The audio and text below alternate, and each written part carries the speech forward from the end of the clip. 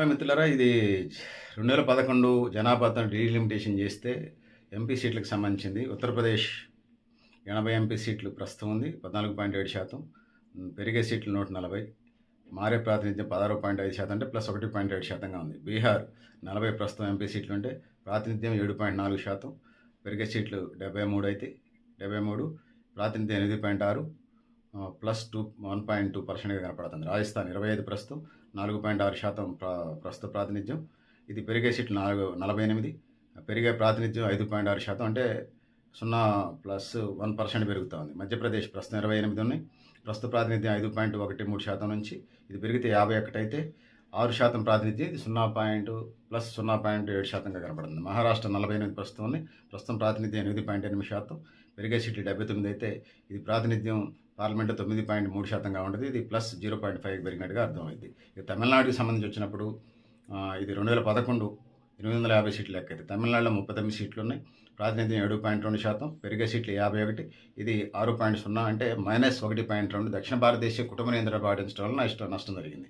కేరళ ప్రస్తుతం 20 సీట్లు ఉన్నాయి, 3.7% ప్రాతినిధ్యం, పెరిగితే 23 అయితే ఇది 2.7%గా ఉంటుంది, అంటే -1.0% ప్రాతినిధ్యం తగ్గింది. ఏపీకి సంబంధించి 25 ఎంపీ సీట్లు ఇప్పుడు ప్రస్తుతం 4.6% ఉన్నది, ఇది 35 సీట్లు పెరిగితే 4.1%, 0.5 మళ్ళీ మైనస్లో పడిపోతుంది, తగ్గుతాయి ఎంపీ సీట్లు. తెలంగాణ 17 ఉన్నాయి, ఇప్పుడు 3.1% ప్రాతినిధ్యం ఉంది. 24 సీట్లు ఎంపీ అయితే 2.8% ప్రాతినిధ్యం ఉంటుంది. ఓవరాల్గా చూసినప్పుడు 0.3% డిఫెన్స్లో ఉంటాం, మైనస్లో పడిపోయాం. కర్ణాటక 25 ఎంపీ సీట్లు ఉన్నాయి, 5.1% ప్రాతినిధ్యం ఉంది.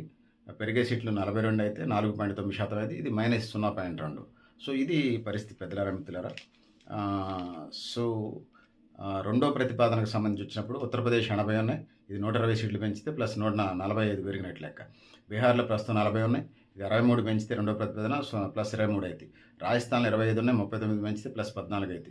మధ్యప్రదేశ్లో 29 ఉన్నాయి, 45 పెంచితే ప్లస్ 16 అయితే.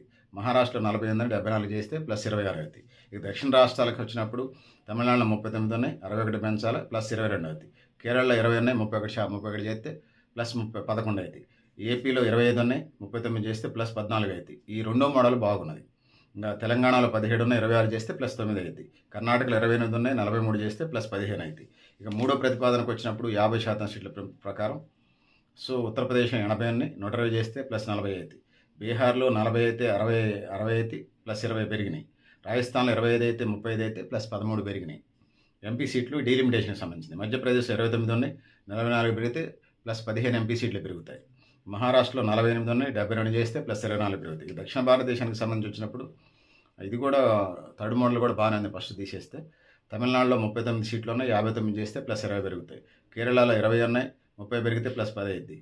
ఏపీలో 25 ఉన్నాయి, 38 చేస్తే ప్లస్ 13 పెరుగుతాయి. తెలంగాణలో 17 ఉన్నాయి, 26 చేస్తే ప్లస్ 9 పెరుగుతాయి. కర్ణాటకలో 28 ఉన్నాయి, 42 చేస్తే ప్లస్ 14. అంటే తెలంగాణ ముఖ్యమంత్రి రేవంత్ రెడ్డి చెప్పింది పర్ఫెక్ట్గా దక్షిణ భారతదేశానికి సంబంధించి ఖచ్చితంగా ఉపయోగపడుతుంది. ఆ విధంగా ముందుకెళ్లాల్సిన అవసరం అయితే ఉన్నదనేది తెలియజేసుకుంటున్నాను. సో పెద్దలారా మిత్రులారా, ఇది పరిస్థితి.